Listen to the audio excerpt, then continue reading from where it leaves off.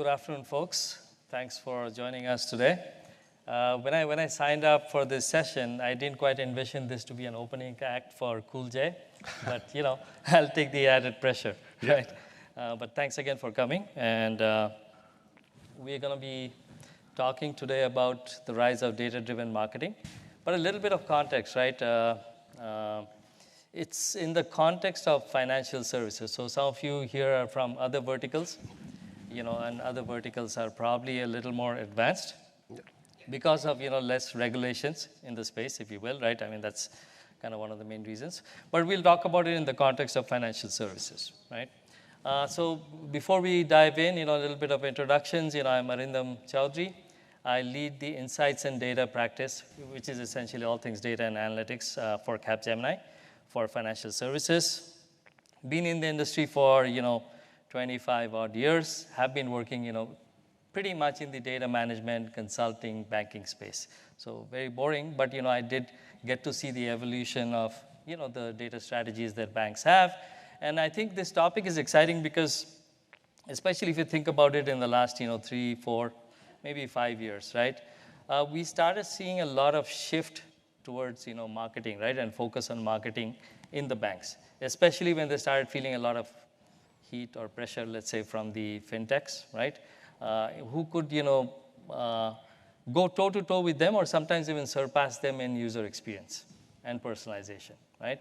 So banks started to react and respond. And we're going to talk about what some of those responses kind of look like and and how technology is helping, right? So that's kind of the theme. I'm honored to be joined by my friend and client, Raj Madugula. He's a veteran, but he asked me to point out that he's a young veteran, right? So Raj, over to you. No, thank you. I mean, thank you all for making the session. I'm sure everyone is enjoying the last 2 days. As Arindam introduced me, Raj Madugula, what I do, I run the consumer data technology for consumer data products and analytics. What does this mean? I'm sure we all must have received offers in mail for a car loan, a home loan, and somebody's shopping for a college loan. Recently, I got my daughter into college. I started getting, college loan applications. Why? My neighbor is not getting that. So that's where we're going to talk more deeper as we get into the conversation about consumer data and marketing and how we could really inform on it, right? A little bit of background on my side. I'm sure I'd like to start off. I was born in a remote island in India. I'm sure everyone has seen in the news last week about India's launch to moon. So I was from the land of rocket science, but chose computer science, but landed on data science. So I've been trying to do data science for the last 25 years. And here I am with Arindam to share my experience and also have probably a proactive, engaging conversation. Yeah, great. Thank you, Raj. So the topic today is the modern customer journey and the rise of data-driven marketing, right? So the way I think about it and why this is kind of exciting is manifold, right? One, I think the realization that the banks have, or every organization has, is to personalize their message to the clients, right? At the same time, and clients are expecting more personalized interactions from the institutions that they work with. But at the same time, they're also concerned about data privacy, right? So how do you actually, provide that personalized service, right? It requires you bringing in a lot of data from a lot of different places into a one common, central platform, if you will. So, the industry terminology, nowadays is, customer data platform or CDP as it is known. Why it is exciting is because it is literally the last data platform within the institution before you reach out to the customer. So a lot of action happens in that platform, right? So you need to bring in data for, transaction data, your interaction data, product masters, right? Behavioral data. You need to create, smart segments. You need to apply AI and machine learning so that you generate some real-time insights to feed those personalized offers. And then you activate those offers across different channels, right? So that's what we're going to talk about today, and that's what, most of our clients, they have been on that journey. So Raj, I'd like to ask you, coming from a big bank, what's your perspective and what has your journey been like? Yeah, I mean, the journey has been evolving and pretty learning and with regulations, right?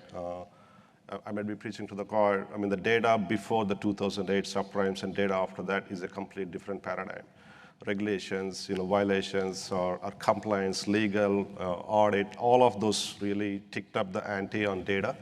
And that's where the financial services and the data enablement for business or the consumers, right, has completely gone into a different set of challenges, set of constraints, set of regulations that we have to meet on. One of the biggest challenges we have seen, as we embark this journey is, the data strategy. I'm sure as organizations evolve for various reasons, right, the data has been federated at various places. And the federated could not just be in the data assets point of view, right? I mean, it also could be on the tech stack.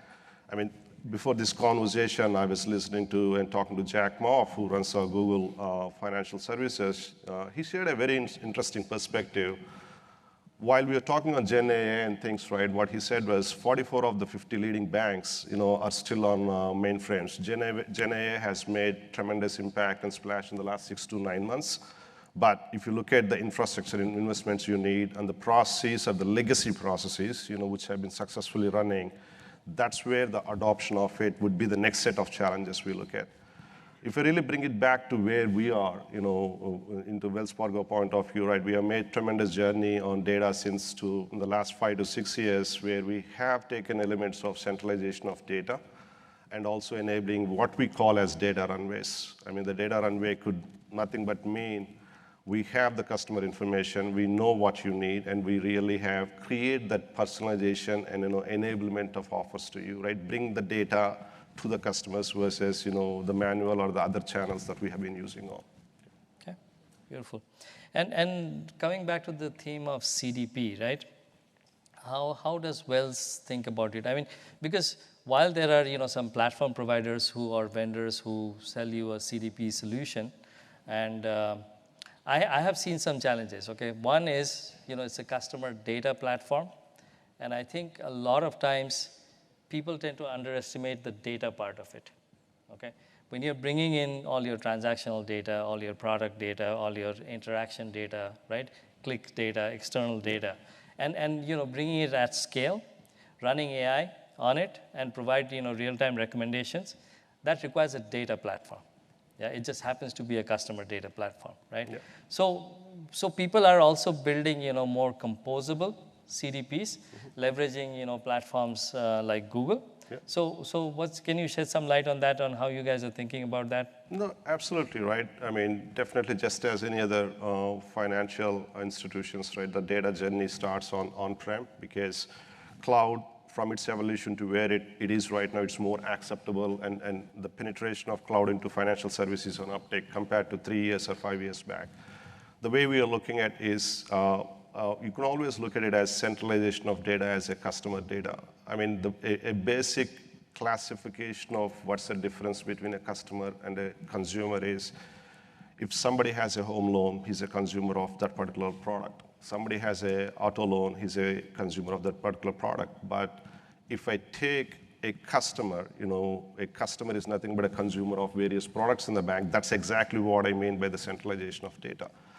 Once we necessarily have that, right, we could necessarily target a targeted offer or launching a product or run a campaign on top of that, right, so that we could really understand the profile of a particular customer with various products and their interests, and on top of it, right, I won't call the icing on the cake, on top of it, you add the credit report, which everybody has access to. We really are informed about what's a customer 360 view so that we could really drive a particular product for a campaign or target population. Right? Yeah. And no, I think that sounds amazing, Raj. So if I were the CMO, I would ask like, okay, sounds great, right? But have you tried out any use cases? Yes. Right? Yes. So do you have any success stories that you could probably share with the audience? Absolutely. Thank you for bringing that question, Arindam. Recently, this is public news. Consumer small business banking, we've launched what we call as Flex Loans. This went in live back in, it was a Charlie initiative back in before Thanksgiving. What does Flex Loans mean, right? Necessarily, if you Google up banking and the overdraft fees, right, that's a very hot topic. You could find a lot of blogs, I mean, with a lot of passionate opinions on the overdraft fees and how painful that is. So one of the key things was to launch what we call as a flex loans, which could necessarily identify consumers or customers with an overdraft history, and then necessarily provide them a short-term loan with a one flat fees. The loans could vary from 250 or 500 with a flat fees, and that was launched in Thanksgiving. And if you really relate it back to Arindam's question, right, the first launch of it, of how did it help the CMO, the first launch of it was very targeted, friends and family, so that we could prove the product out. And later on, right, we ran a campaign on top of that. A marketing campaign is you solicit or you reach out to consumers to say that this offer exists, right? I mean, that's exactly where it went back to the CMOs to guide that you could run a campaign and let's see what happens to the loans. Very quickly, we've seen that once a campaign was run, the loan adoption rate has tremendously went up by 10 to 20x times. Now, in doing so, what we necessarily do, flip it back to the CDP side of things, right? We centralized the data, we ran an offer, we went back to campaign, but there's a lot that churns in between, right? There are elements of we got to get consent of the consumers, right? So there are various utilities or engines which run on the centralized data to ensure that we have the consent of the consumers to really reach out to them. We have various other utilities like the eligibility criteria. If we are necessarily, deeming a person eligible for a particular loan, that decision should be auditable, traceable, and risk analyzed, but at the same time, right, there is a certain criteria which the CMO could decide on how to target the loans. Right. Oh, that's a brilliant example, right? And it is, you actually saw the ROI in a very short period of time. That's correct. Right? Yeah. So when you guys launched the campaign, right, was it an omni-channel, did you go across multiple channels? And maybe just build on that and talk a little bit about what is the importance of omni-channel in today's world. I mean, it's pretty important, right? Because when we necessarily have the channels of communication, you could look at an email, you could look at online, you could look at various banker and teller ways, right? I mean, this was more of an email campaign we targeted. Okay. So necessarily based on a particular use case or target population, right? CMO decides what a channel to necessarily use it. Now, if you really flip back to the problem statement of CMO and CDP, right? I mean, the last 5 years, the concepts of CDP, while they were evolving, the concept of DMP evolved as well. So the industry always saw the consumer and marketing as two different platforms, but with the journey evolving, right, they cannot be separated. They are dependent on each other, right? Right. So that's where, right, the choice of channels, the choice of target population, and that really was an evolution in the last 5 years on the street, which we have, I'm very proud to say that we've taken a tremendous step forward towards that. Yeah, and I think, your industry in particular saw a sea change after the pandemic or during the pandemic, right? So, one solution, when it came around the first time, it was probably a little early to the market, was, the whole journey analytics. Yes. Right? And, so those companies did some work, and then, they kind of went under a little bit, right, under the radar, but they're back, right? Yeah. And, looking at customer journeys and, where might be some of the potential kind of pitfalls, or where do they kind of typically drop off, or, when people switch between channels, seamlessly continuing the same conversation with them becomes very important, right? Yeah. And it is absolutely critical to customer satisfaction. Now, I know, Raj, you feel pretty passionately about, conversational AI. Yeah. So how do you see conversational AI kind of fit into this space? And then, powered by, I have to say something about Gen AI. So powered by Gen AI, yeah. How does that change? No, that's a very intriguing question. There are a lot of viewpoints, right? And again, latest and greatest, gathering a lot of data from last 2 days too, right? Considering the synergy and energy on AI in the last 6 months, where a concept and more pragmatic realization, and what Sundar announced yesterday on the TPU, GPUs, right? A lot of excitement there. To that point, right, if you really translate that back into realizing the concept of capabilities available in fintech to banks, right, what comes in between regulations? Mm-hmm. So how how does organizations deal with enhancing or adoption or operationalization or contextualization of this particular concept of AI, right? There are various ways to look at it. One way to look at it is if you look at the diagram here, right, and what I articulated before, the fact there is CDP, there is centralization of data. I'm sure you can always think that on all the organizations, when you centralize, there's a lot of federated data assets, master data. So there are various federated systems of data where the data flows through. So you look at conversational AI as one pragmatic use case is, target internal IT side of operations, right? An element of that could be, where is my data? That's a perennial challenge. That's a perennial, pain point. A lot of our businesses have, where is my data, right? I mean, some organizations have automated ways of finding it. Some organizations, you're lucky, 1 hour, 7 people, 10 people, you could find where the data is to find that the data is not there. So that's exactly where, right, a conversational AI, which has 3 pillars of fundamental, right, which is your natural language processing, your data, and process. But if you have data in first place, right, you could necessarily enable natural language processing, and then you process and metadata on process. Okay, interesting. Now coming back to the CMO, right? What other ROI indicators can you think of?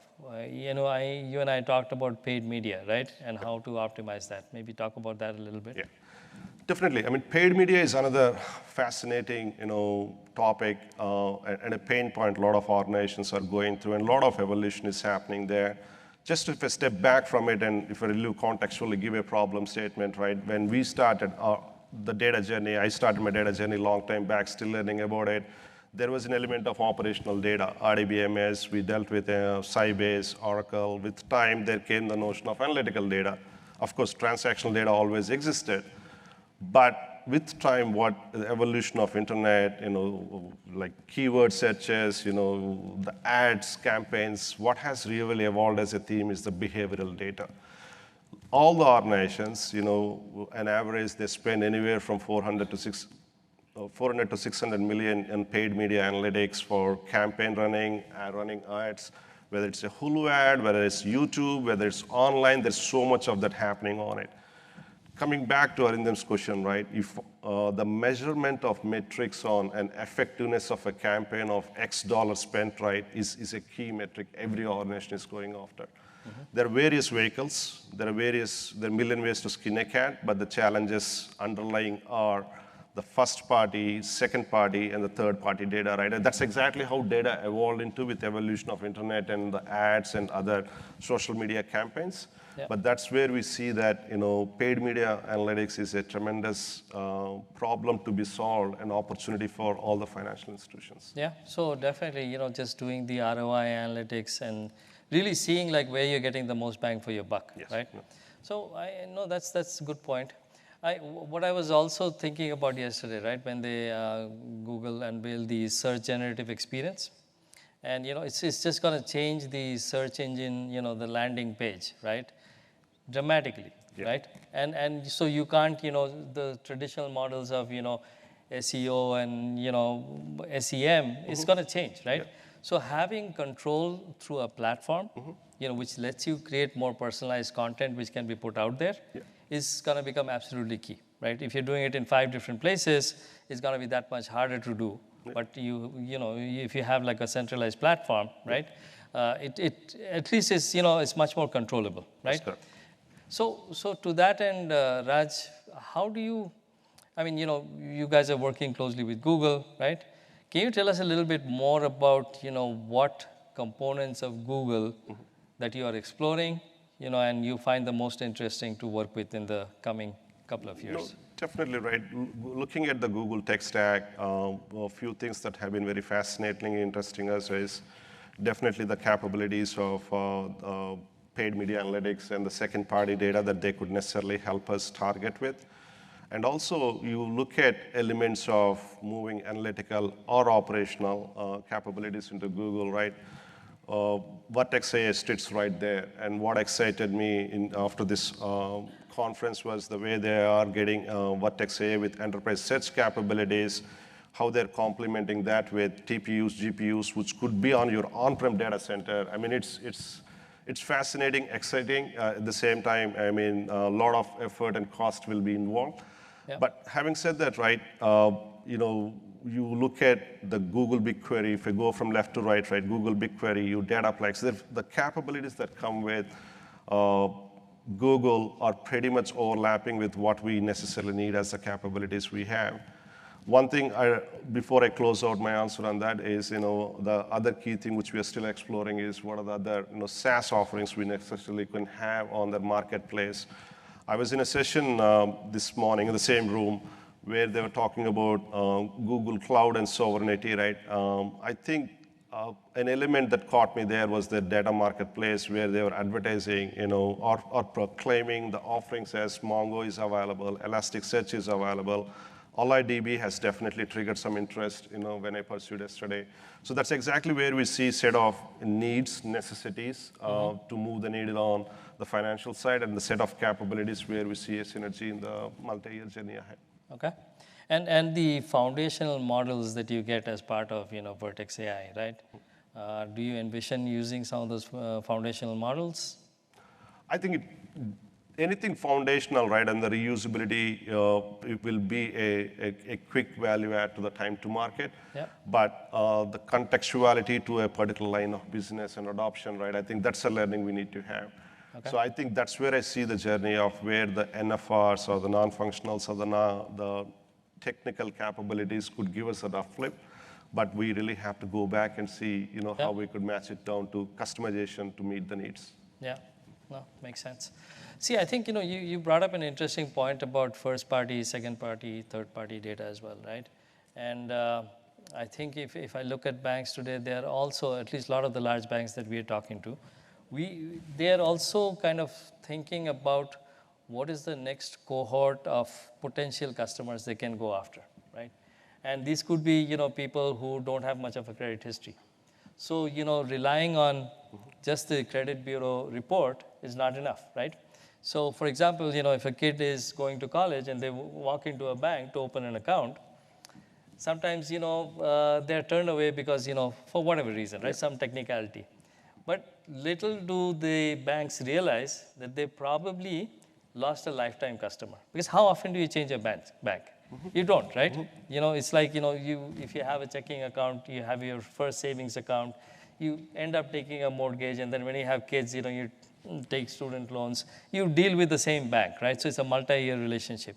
So banks are also concerned about how they bring in people with, thin or non-existent credit files, right? And they're looking at more creative ways to drive credit decisioning and bringing in more, unstructured data, behavioral data, demographic data to kind of inform those credit decisions, right? Now, the beauty of a platform like CDP is that, again, you can bring all of this data together. That's correct. To drive your next best offer or the next best action. As a matter of fact, we've been only talking about the CMO use cases. But once you create this data universe, it's not just marketing use cases. Your use cases could be around personalization. It could be around fraud detection, right? There's so many. The avenues are like unlimited, right? That's a great, fascinating topic. So I think, Raj, one question I have is when you talk about, first party, second party, third party data, there is a lot of talk about, creating data clean rooms. Yes. Yeah?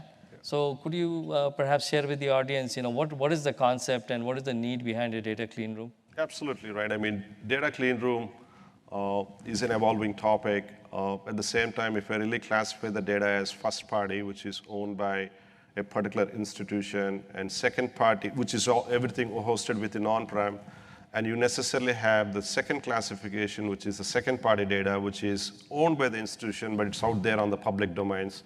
And the third party data is, you could not be your customers or consumers, it's your broader prospects, which could be probably the broader US population.